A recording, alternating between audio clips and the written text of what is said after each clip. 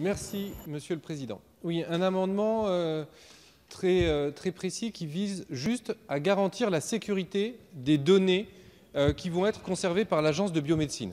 En effet, on le sait aujourd'hui, on a un véritable problème dans ce pays sur la gestion des données numériques.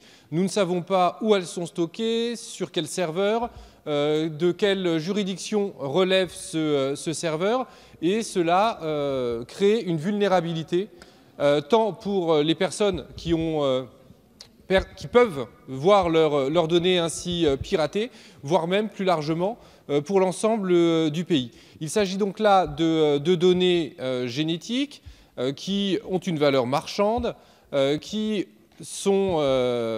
peuvent créer une vulnérabilité, et cet amendement vise donc simplement à s'assurer que l'ensemble des données conservées par l'Agence de biomédecine soient conservées sur des serveurs français en France.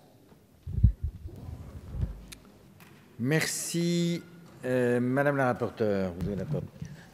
Oui, Monsieur Lachaud, je comprends votre souci et votre soin apporté à la protection des données de santé, mais c'est déjà un souci qui a des grands principes, et notamment le RGPD et d'autres. C'est déjà d'ordre public que les données de santé, les données privées, doivent être conservées en France et ne sont absolument pas commercialisables. Ça, c'est certain. Et ces données-là, les données non identifiantes et identifiantes détenues par l'Agence de biomédecine seront évidemment en France et strictement en France et n'auront jamais de valeur commerciale. Ça, je pense que c'est notre ordre public profond. Donc, demande de retrait ou défavorable. Madame la ministre, vous avez la parole. Monsieur le Président, je vais rassurer Monsieur le député Lachaud. Effectivement, nous partageons tous ces préoccupations. Les directives en la matière sont très claires. Elles sont définies dans le cadre de la politique de sécurité des systèmes d'information de l'État, qui est liée à une circulaire du Premier ministre de juillet 2014, qui dit que l'hébergement des données sensibles de l'administration sur le territoire national est obligatoire, sauf accord du haut fonctionnaire de défense et de sécurité, et dérogation dûment motivée et précisée dans la décision d'homologation. Nul besoin de vous préciser que l'Agence de la biomédecine est parfaitement en ligne avec cette directive, compte tenu des données ultra sensibles qu'elle est amenée à traiter dans le cadre de l'ensemble de ses missions. Aujourd'hui, toutes les données recueillies dans le cadre du prélèvement et de la greffe d'organes et de tissus, du registre France Greffe de Moelle et du registre national de refus du don d'organes sont hébergées au siège de l'agence à Saint-Denis et sur son site de repli à Lognes.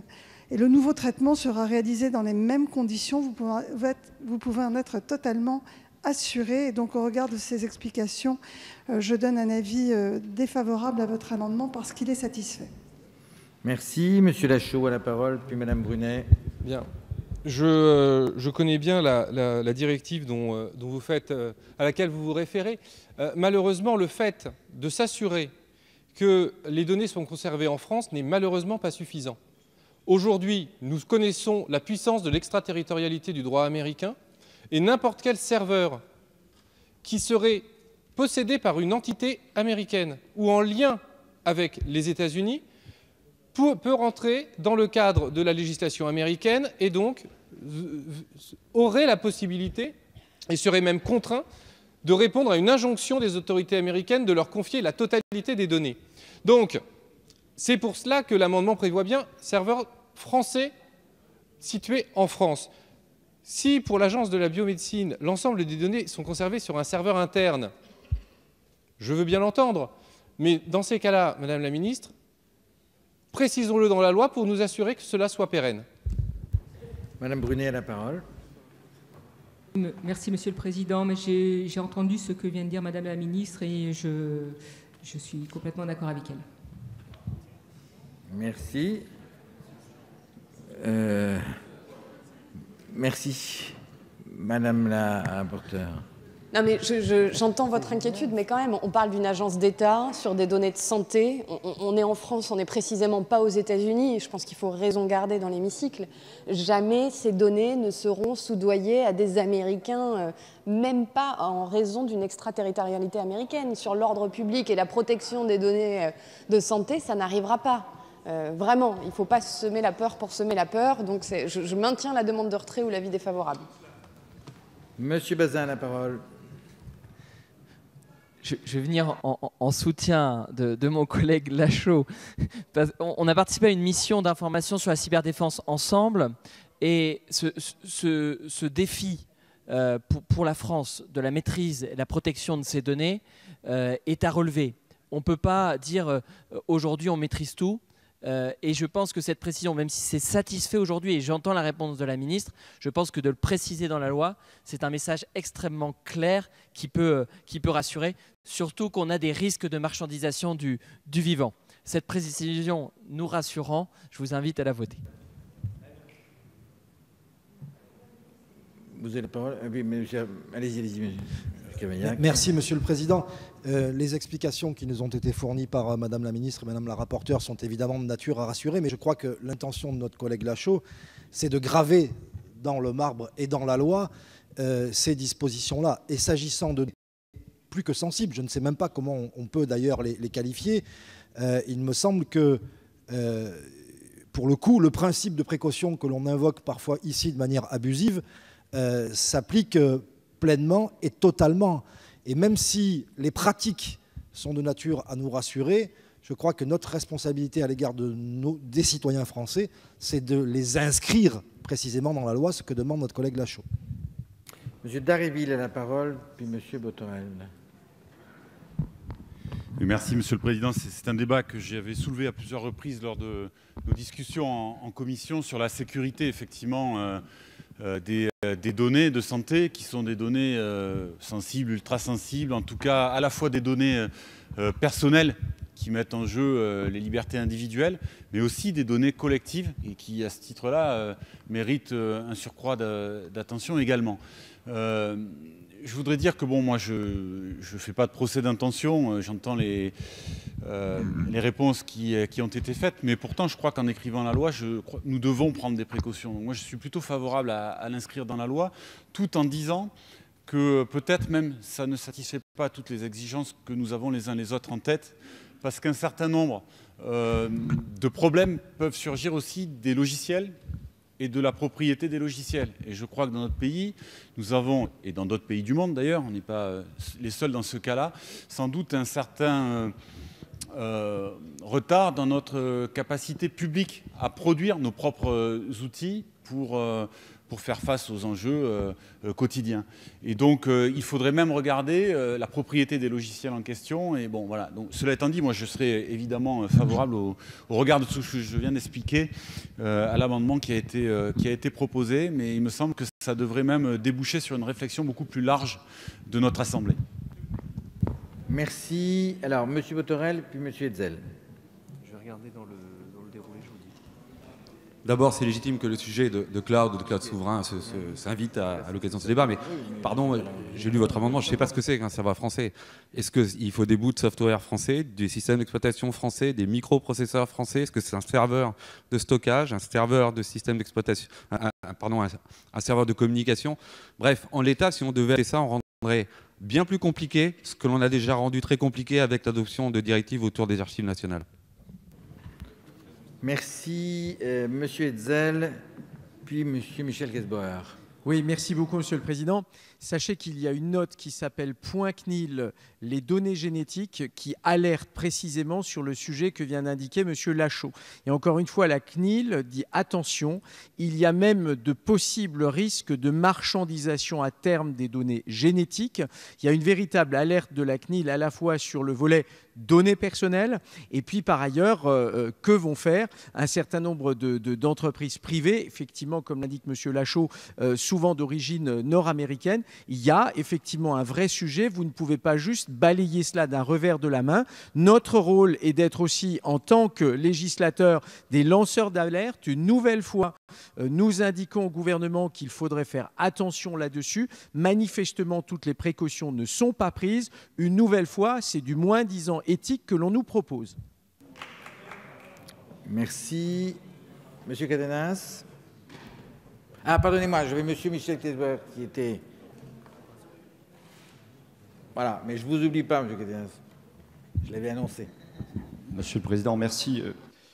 Sans rentrer dans un procès d'intention contre les Américains, je m'associe quand même à cette question de souveraineté numérique. Et notre collègue Botorel, qui est en haut, voilà, intervenait dessus. Nous nous souvenons de l'annonce qui a été faite en juillet 2018 par les autorités de Singapour, qui nous avait appris qu'1 500 000 de leurs données, et y compris celles du Premier ministre, avaient été craquées et libérées dans la nature. Le dossier médical personnel du Premier ministre singapourien avait été révélé à tout le monde. Donc nous avons un véritable enjeu de souveraineté numérique qui dépasse notre question aujourd'hui, mais qui la concerne pleinement. Nous ne pouvons pas garantir notre sécurité numérique, puisqu'on sait que ça peut être craqué. L'un des enjeux majeurs que nous avons devant nous, c'est d'être capable, alors je ne sais pas si nous serons capables d'avoir une chaîne technique et technologique complète, mais pour avoir participé à cette mission que vous avez conduite, mes chers collègues, nous en sommes arrivés à la conclusion qu'au minimum, il fallait que la France soit capable de conserver ses données en ses murs, et que c'était le sens de nos recommandations, et ce rapport nous l'avons approuvé, les commissaires de la Défense ici présents s'en souviennent, et c'est à la fois un vœu, mais une recommandation que nous faisons à l'Assemblée nationale, à la représentation nationale, de nous orienter vers une souveraineté numérique qui nous permette de conserver nos données sur notre sol. Merci. M. Cadenas. Oui, merci Monsieur le Président. Juste dire que, bon, il faut faire les choses dans l'ordre. D'abord, on est tous soucieux de cette souveraineté numérique et l'enjeu de la protection des données est essentiel dans la période. Là, en plus, on est dans le cas de données particulièrement sensibles, ça a été dit, qui pourraient demain faire l'objet de potentielle commercialisation. Il faut donc s'en prémunir. Alors, la première des choses à faire, vu qu'il semble y avoir un accord quand même assez large au sein de cet hémicycle, c'est de dire, est-ce que si nous n'adoptons pas cet amendement, nous prenons potentiellement un risque? Même au sein de la majorité, on peut dire que peut-être oui. Alors après, je veux répondre à l'interpellation du collègue sur la faisabilité de la chose. Bon, écoutez, moi je ne suis pas spécialiste informatique et numérique, mais je crois que n'importe quel amateur de jeux vidéo sait que des serveurs français hébergés en France sur du matériel français, ça existe. Ça existe. Donc oui, on peut le faire. On peut le faire. Et si vous êtes convaincus comme nous qu'il y a un risque potentiel, et je crois que là-dessus on peut être d'accord, alors en adoptant cet amendement, on se fixe un objectif politique. Ne prenons pas ce risque. Ne prenons pas ce risque. Refuser de voter l'amendement, c'est accepter que potentiellement, vous le savez, nous n'aurions pas de garantie sur le fait que ces données puissent être protégées. Voilà le sens de l'amendement porté par mon collègue Lachaud. Tout à fait. Monsieur Trompille a la parole. Merci, Monsieur le Président. Je comprends l'inquiétude de nos collègues, mais ce que notre collègue Éric Bothorel a dit est tout à fait exact. C'est-à-dire que les serveurs français, c'est quelque chose de très flou, quelque chose qui n'existe pas, et c'est un amendement qui, en fin de compte, techniquement, n'est pas suffisamment détaillé. Monsieur Lachaud. Nous n'allons pas rentrer dans une discussion technique, mais un serveur français en France, c'est un serveur de droit français en France. C'est donc, à partir de ce moment-là, ce qui compte, c'est le droit. C'est-à-dire à qui va obéir l'entreprise, à quelle législation va obéir l'entreprise qui possède le serveur. J'ai pris l'exemple des Américains, ce n'est pas de l'anti-américanisme primaire, c'est simplement un fait. Il y a aujourd'hui une loi américaine qui contraint n'importe quelle entreprise américaine, même si elle est basée à l'étranger, de donner les informations entreposées sur ses serveurs. Point. Donc, à partir de ce moment-là, un serveur Amazon à Marseille est soumis au droit américain. Et donc, des données, et donc ici, parce que ce n'est pas un serveur français, c'est un serveur américain situé en France. Monsieur Fuchs. Oui, Monsieur le Président. On va permettre de constituer des bases de données avec des informations qui vont au plus intime de chacun des individus. Et aussi, si on voit les guerres commerciales qui ont commencé aux États-Unis et en France, ont une valeur, ou vont avoir une valeur considérable. Quand on a vu un certain nombre de situations chez Sony, chez Facebook, où il est très facile de craquer 1 million, 1,5 million de comptes, là, on va avoir une cible extrêmement identifiée pour un nombre important d'entreprises qui vont vouloir avoir accès à ces données. Et donc, il n'y a pas de risque à faire figurer dans la loi qu'on est sur des serveurs français en France. Quel est le risque? Quel est le problème de le faire figurer? Puisqu'on souhaite que ces données soient conservées avec le plus de sécurité possible. Donc je ne vois pas le risque de le faire. Je ne vois pas pourquoi on s'opposerait à cet amendement de bon sens. Merci. Monsieur Trompille avait demandé la parole. Monsieur Daréville à nouveau. En fait, la vraie problématique, c'est savoir si on va déléguer sur des serveurs, enfin des données qu'on va laisser à des serveurs américains. C'est ça la vraie question. Mais est-ce qu'on a vraiment envie, sur des données de ce type-là, de ne pas rester sur de la souveraineté nationale et d'avoir un serveur qui est en France et qui est français, si on vous écoute bien? Monsieur Dharréville.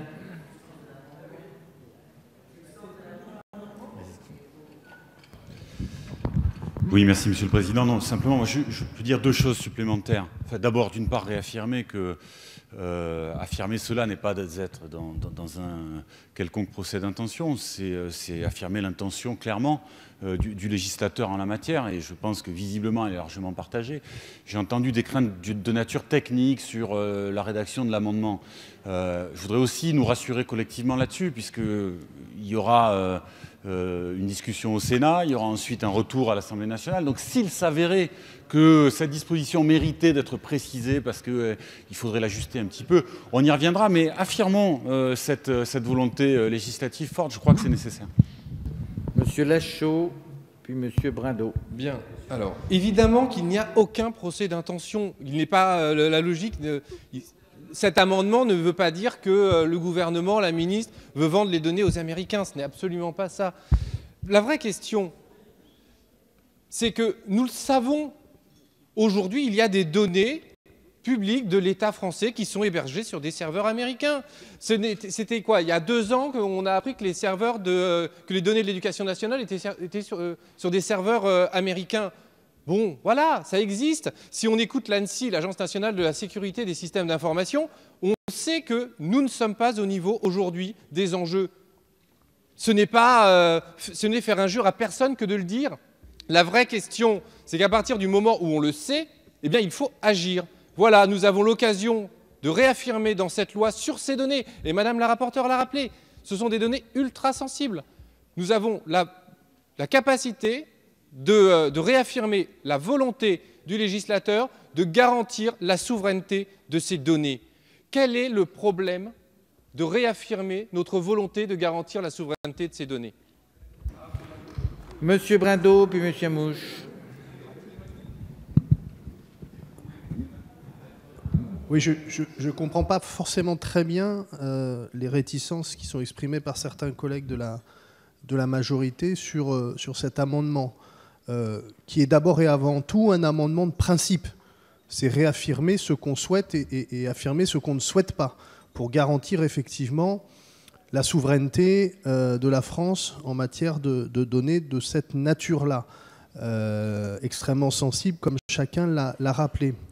Alors après, de 2 choses l'une, où on nous explique qu'en réalité, ça n'est techniquement pas possible, et que finalement aucune souveraineté n'existe plus en matière de données informatiques et numériques, ce que je ne crois pas. Ou bien on se donne les moyens, avec une rédaction qui peut être revue, mais je crois que ce n'est pas ça l'essentiel, on se donne les moyens effectivement de garantir que ces données de nature génétique de compatriotes français ne fassent pas l'objet demain d'échanges ou de commercialisation avec d'autres pays. Monsieur Amouche, la parole. Monsieur le Président, Madame la Ministre, Madame la Rapporteure, effectivement, c'est un amendement qui me semble très important, parce que si l'on veut être dans un choix maîtrisé et une sécurité, je crois qu'il faut aussi s'assurer que ces données et que les serveurs que nous utilisions soient également maîtrisés. Et je crois que cet amendement va dans ce sens, et il me semble important que cette contribution et ce point de vigilance puissent être inscrits et pris en compte dans ce cadre de la loi bioéthique, parce que si nous voulons faire de la loi bioéthique à la française, il faut s'assurer aussi que nous maîtrisions les choses selon notre législation et avec la maîtrise que nous voulons y mettre. Donc je soutiendrai l'amendement de mon collègue. Merci. Alors Madame Brunet, puis Madame la rapporteure. Merci Monsieur le Président. Moi je regarde l'alinéa 19 et je vois bien que l'Agence de biomédecine, elle doit garantir la sécurité, l'intégrité, la confidentialité de ces données. Donc à mon sens, c'est vraiment dans le scope de l'Agence de biomédecine de garantir la sécurité.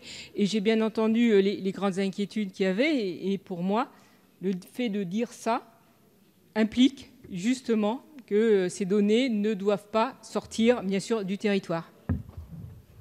Madame la Monsieur Vigier, encore après. Je vous donne la parole d'abord, madame. Merci. Je ne voudrais pas qu'on se perde un petit peu là dans le débat. La première chose, c'est que précisément, si une commission ad hoc a été instituée et si la mission de conservation des données a été confiée à l'Agence de la biomédecine et pas à des sociétés privées françaises, c'est bien pour garantir l'intégrité de la protection de ces données. C'est bien pour que l'État en garde la maîtrise. Donc après, il n'est pas du domaine législatif, c'est du domaine réglementaire d'organiser la maîtrise. Notre domaine législatif, c'est ce que vient de dire Madame Brunet, c'est de garantir dans les principes que l'intégrité de ces données seront préservées. Par ailleurs, si vraiment vous poursuiviez le but que vous énoncez, Monsieur Lachaud, je ne pensais pas entrer là-dedans, mais si on doit faire un peu de droit des sociétés, allons-y. Quand vous dites un serveur français situé en France, ça ne protège pas grand-chose. Et si c'est détenu par une société étrangère, mais par un serveur français situé en France, par une société américaine ou par une société française dont la holding a des parts américaines, russes et chinoises. Enfin, pardon, mais ce n'est pas complet. Votre amendement n'est pas de nature à satisfaire le but que vous prétendez poursuivre. Vous l'avez dit vous-même tout à l'heure, vous vous êtes désavoué. Monsieur Lachaud, vous êtes désavoué tout à l'heure en disant il y a des sociétés américaines, quand bien même elles sont en France, elles sont contraintes de donner les informations à l'étranger. Donc un serveur français détenu en France par une société américaine serait contraint tout autant. Ça n'a pas de sens. Pardon, mais vraiment, votre amendement n'a pas de sens. Entre l'objectif que vous prétendez poursuivre et la réalité de ce que votre amendement décrit, ça ne fonctionne pas. Ce qui est important, c'est ce qui est dit après. L'intégrité des données est garantie par l'État, organisée par l'État, et c'est bien la raison pour laquelle c'est seulement l'Agence de biomédecine qui pourra les conserver. Je maintiens très fermement l'avis défavorable. Monsieur Vigier a la parole. Monsieur le Président, Vigier. Madame la ministre, Madame la rapporteure, vous ne m'avez pas convaincu. Je suis désolé. Vous avez dit d'ailleurs que ce n'est pas du domaine de la loi, et au contraire. Ça devrait être force de la loi plutôt que du réglementaire. Moi, je suis attaché à la force de la loi. Or, on est sur des données infiniment personnelles. Personne ne pourra en disconvenir. Et là, d'ailleurs, le fameux alinéa 19 le dit. L'Agence de biomédecine doit s'assurer que, eh bien, on lui donne les moyens. On donne, par cet amendement, les moyens à l'Agence de biomédecine avec une exigence de résultat. Et l'exigence du résultat, c'est peut-être une différence de vue entre nous et nous, c'est que le Parlement doit être associé à cette exigence de résultat. Laissons au Parlement son rôle, à un moment ou à un autre, de faire en sorte qu'on se donne les moyens de garantir justement cette protection des données dans un domaine dont chacun s'accordera, qui ne peut pas être commercialisable sous quelque forme que ce soit. Et les croisements informatiques que vous avez pris avec les États-Unis, on sait ce qui s'est, ou d'autres pays du monde, on sait ce qui s'est passé avec d'autres données informatiques inhérentes à la santé des gens et commercialisables pour ne pas aller sur ce champ-là. C'est un champ de la protection de la personne. Merci. Monsieur Lecoq a la parole et Monsieur Marlex se prépare. Merci Monsieur le Président. Moi je comprends les observations de Madame la rapporteure, parce que c'est vrai que quand vous décrivez que ça peut être une société américaine qui détienne des parts, etc., ça pose question. Et moi je pense qu'aujourd'hui, et au regard de la société numérique qui s'installe dans notre pays, et au regard d'un grand nombre de données sensibles, et pas seulement sur les questions de bioéthique, mais sur d'autres questions, des questions militaires, des questions d'autres sujets, mais ultra sensibles, ça pose donc cette évolution de la société une autre question, qui est celle de est-ce qu'il ne faut pas que notre pays se dote d'une société nationale qui gère les données numériques, et que ce soit totalement du service public et du service étatique, et que personne d'autre n'ait le droit que notre République de posséder ces données, de les exploiter. Et donc ça pose vraiment une question de service public sur ces données. Et je pense que l'amendement peut être complété dans un appel à ce genre de choses, parce que je pense que son esprit était celui-là.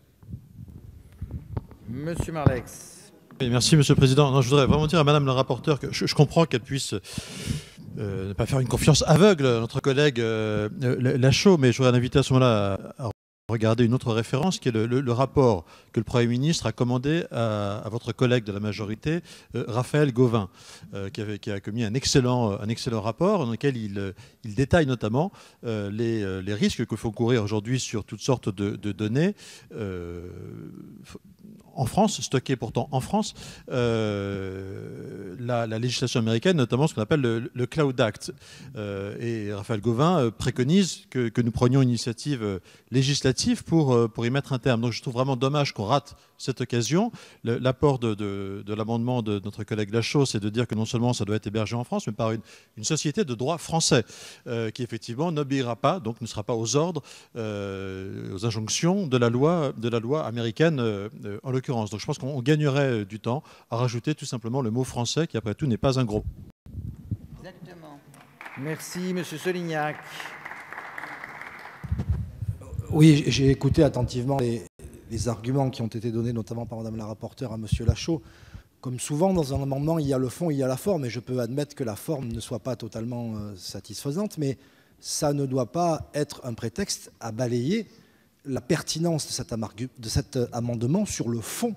Et je pense que sur le fond, cet amendement a tout son sens, parce que si nous sous-estimons la vitesse avec laquelle les malfaisants de tout poil, en matière de technologie de l'information et de la communication, sont capables d'œuvrer pour porter atteinte à des données hypersensibles, alors nous sommes complètement à côté de la plaque. Et je crois que si un jour, je ne le souhaite pas, nous venions à être victimes en France d'une atteinte portée à ces données-là, d'une fuite ou que sais-je, on nous regarderait assez curieusement en se disant qu'en 2009, nous avons voté une nouvelle loi de bioéthique sans prévoir des dispositions de prudence suffisantes.